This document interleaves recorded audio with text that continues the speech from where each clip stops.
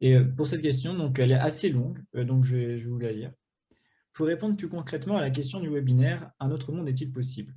Que pensez-vous qu'il fasse faire? En tant que non-croyante, j'avoue que la foi en Dieu seul ne me satisfait pas complètement comme solution. En voyant le monde tel qu'il est aujourd'hui, je suis assez pessimiste face au futur, car je n'ai pas l'impression que la majorité des personnes ont assez de volonté, de motivation pour changer, et parmi eux des croyants d'ailleurs. En gros, comment donner envie aux gens de changer, puisque c'est apparemment là le problème, sans forcément passer par la conversion à la religion pour toute la population. Entre parenthèses, j'ai suffisamment d'amour pour la planète en tant que non-croyante pour être prête à changer. Je suppose que les autres aussi. Et cette question s'adresse aux deux orateurs et je trouve que c'est une très bonne question de conclusion pour ce webinaire. Oula, je suis pas sûr d'avoir complètement compris. En fait, c'est de dire, donc moi non plus, je j'attends pas, du coup, désolé Jean-François, mais je ne prie pas pour un sursaut qui nous viendrait d'une inspiration divine. Donc effectivement, du coup, j'ai envie de faire autre chose. Euh, alors le problème, c'est que moi, je suis un peu cynique, du coup.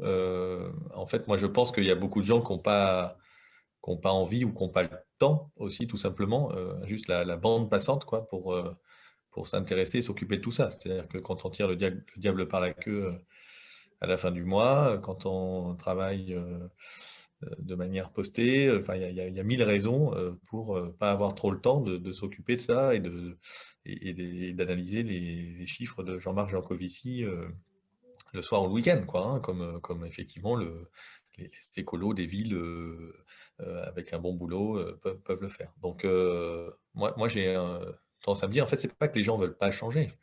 C'est vrai que les gens aiment pas changer. Pour moi, dans la nature humaine, enfin, on n'arrête pas de prétendre qu'on est tous des innovateurs incroyables et qu'on va vivre dans la Startup Nation. En fait, les êtres humains ont horreur de ça, en réalité, de changer. Les êtres humains ne sont pas des innovateurs. Les êtres humains sont des imitateurs. Donc quand il y en a un qui change, effectivement, et les autres, si ça marche bien, les autres suivent là plus facilement. Mais en fait, on passe notre temps à changer d'un point de vue social et sociétal. C'est même hallucinant. C'est-à-dire que, et même on finit par plus supporter. Enfin, je sais pas, peut-être les jeunes si, mais moi, à force de vieillir, sans doute comme tous les gens qui vont devenir des vieux cons, plus ça va et moi j'ai envie de changer. Et c'est normal, j'ai moins de plasticité à chaque année qui passe. Mais pourtant, la société vient bouleverser en permanence. C'est-à-dire que c'est cette disruption qu'en plus dont on nous bassine qu'elle est formidable, qui fait que du coup, bah voilà, avant les gens ils avaient des trajets de vie un peu pépères, ils rentraient dans une société, ils y restaient, etc. Maintenant, il faut démarrer par 4 stages, 8 CDI et je sais pas quoi, enfin, et être bouleversé tout le temps, et on va devoir changer de job, changer d'endroit, devenir mobile, etc. Bon voilà, c'est pas des changements forcément. Ben, franchement, aujourd'hui, je pense qu'il y a d'ailleurs, il y a beaucoup de gens qui sont inquiets de ça. Il y a beaucoup de gens qui sont inquiets du déclassement pour leurs enfants. Quand on regarde, quand on interroge les classes moyennes, elles disent j'ai peur que mes enfants vivent moins bien, aient plus de mal à se loger, aient plus de mal à trouver un travail, etc. Donc il y a une vraie inquiétude, disons, sociale et sociétale autour de ça. Et donc, il faut que le changement qu'on propose soit un changement positif, qui amène des choses positives très vite dans un domaine, dans un monde démocratique, il faut que ça arrive très vite.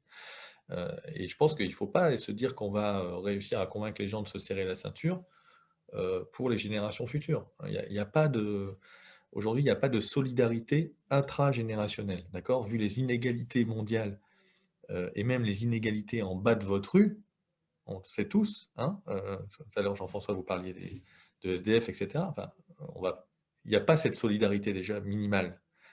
On est trop nombreux peut-être, je ne sais pas, pour faire ça, ou c'est pas la bonne échelle.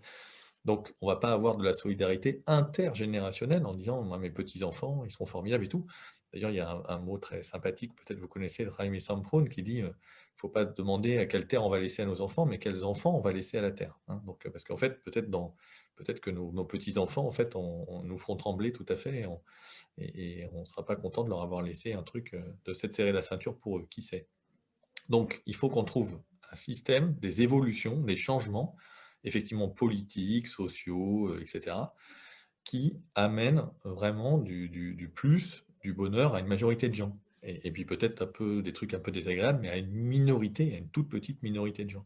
Et ça, qu'est-ce que ça peut être? Bah, ça peut être d'inventer un monde de post-croissance, de plein emploi. Pourquoi aujourd'hui on continue à détruire de l'emploi? Bah, c'est de la croissance en fait, ne fait que réussir à créer quelques emplois de tout ce qu'elle détruit. Est-ce qu'on ne peut pas réimaginer, voilà, une agriculture qui soit plus proche, avec des circuits plus courts, qui soit peut-être un peu moins productive, mais plus riche en emplois intéressants?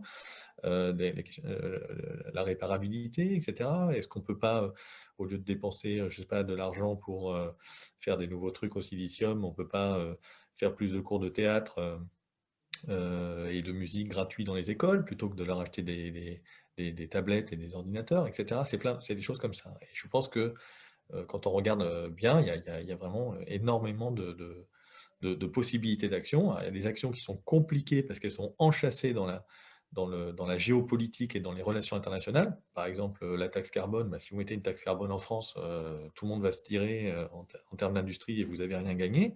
Mais il y a des choses que vous pouvez agir sur votre territoire, à votre échelle. Et il y en a plein. Je vais prendre un exemple idiot. Si vous dites que dans la restauration rapide, il n'y a plus le droit d'avoir des emballages jetables, eh ben, on va pas nous livrer, par drone à partir de Suisse ou de Belgique, vous voyez? Vous êtes sur le territoire, donc il y a des choses qu'on peut absolument faire. Pareil, quand il y a une voiture qui roule, elle est sur le territoire, donc on peut tout à fait décider que demain, qu'au-dessus de 1 tonne 2, ça s'appelle un char d'assaut, ça s'appelle pas une voiture. Donc il y a plein de choses en réalité qu'on pourrait tout à fait faire, mais il faut un peu de courage politique et probablement un peu d'innovation politique. J'ai vu tout à l'heure dans la file des questions qu'il y avait des choses sur la convention citoyenne sur le climat. Bah, c'est pas parfait ce qui s'y est passé, mais c'est quand même intéressant. Pour le coup, c'est un exemple d'innovation politique et je pense qu'on peut en faire beaucoup d'autres. Mm. Alors, moi, ce que je peux peut-être proposer, j'ai pas la réponse à la question dans le sens où, justement, moi, à une époque de ma vie, euh, quand j'ai découvert le problème du changement climatique, je l'ai découvert au travers d'un livre, enfin, je veux dire, j'en avais conscience déjà, mais j'ai découvert la gravité du problème au travers d'un livre de Jean-Marc Jancovici, il y a plus de 15 ans. Et ça m'a amené à une profonde crise personnelle. Euh, Parce que d'un seul coup, je me suis rendu compte, je me considérais comme quelqu'un de plutôt pas mal, dans le sens où je réussissais plutôt bien ma vie, j'étais jeune marié, j'avais une petite fille. J'ai grandi dans une famille chrétienne, mais à cette époque-là, j'allais plus du tout à l'église. Et pourquoi j'allais pas à l'église? C'est aussi parce que je me considérais comme, justement, finalement, j'avais pas vraiment besoin, je comprenais pas vraiment l'intérêt d'aller à l'église. Je voyais pas bien en quoi j'aurais besoin de quelqu'un qui vienne interférer dans ma vie, et j'avais pas vraiment besoin, entre guillemets, d'un sauveur. Et puis, d'un seul coup, j'ai découvert l'ampleur du problème, des problèmes liés au changement climatique. Et ça a fait éclater ma bulle de bonne conscience, en quelque sorte. Je me considérais aussi comme quelqu'un de plutôt pas mal, parce que justement, je faisais du vélo, j'étais plutôt écolo, voilà, j'étais pas, je faisais pas des grosses bêtises, etc. Donc, je me considérais un petit peu au-dessus du panier. Et d'un seul coup, à travers d'un cours que je donnais à ce moment-là, j'étais enseignant à l'université à Lille, j'ai des étudiants qui m'ont dit, je faisais un cours sur l'histoire de l'esclavage, et j'ai des étudiants qui m'ont dit, mais comment est-ce que c'était possible au XVIIIe siècle que des gens puissent posséder des esclaves et ne pas se rendre compte de l'énormité du mal qu'ils faisaient? Et j'avais un étudiant qui m'avait dit, pour moi, c'est des barbares, ces gens, je peux pas, ils ne pouvaient pas comprendre. Et je leur ai dit un peu du tac au tac, mais vous, qu'est-ce que vous pensez que vos petits-enfants vont penser de la façon dont on vit aujourd'hui? Est-ce qu'ils ne risquent pas de se dire un petit peu la même chose, qu'on est des barbares? Et d'ailleurs, j'ai écrit un article après dans Le Monde, dans le journal Le Monde, qui s'intitulait « Et nos enfants nous appelleront barbares ». Et quand j'ai écrit ça, c'est à peu près le moment où Greta Thunberg est née. Donc, vous voyez qu'on est exactement dans ce scénario où maintenant Greta Thunberg nous dit « Vous êtes des barbares ». D'une certaine façon. Elle ne dit peut-être pas ces mots exactement, mais en quelque sorte, c'est ça. Et en fait, c'est cette prise de conscience du fait que j'étais un barbare, en fait, et que mes enfants et mes petits-enfants, ils allaient dire de la façon dont je vivais que c'était complètement inconscient. Comment est-ce qu'ils pouvaient vivre comment est-ce que mon père ou mon grand-père pouvait vivre la façon dont il vit, avec une voiture, en prenant l'avion, en sachant pertinemment les conséquences de tout ça et en ne faisant rien. Et c'est là que je me suis dit, bah, en fait, je ne suis pas du tout aussi bien sous tout rapport que ce que je pensais. Ça m'a amené à une profonde crise personnelle en me disant, ben, en fait, je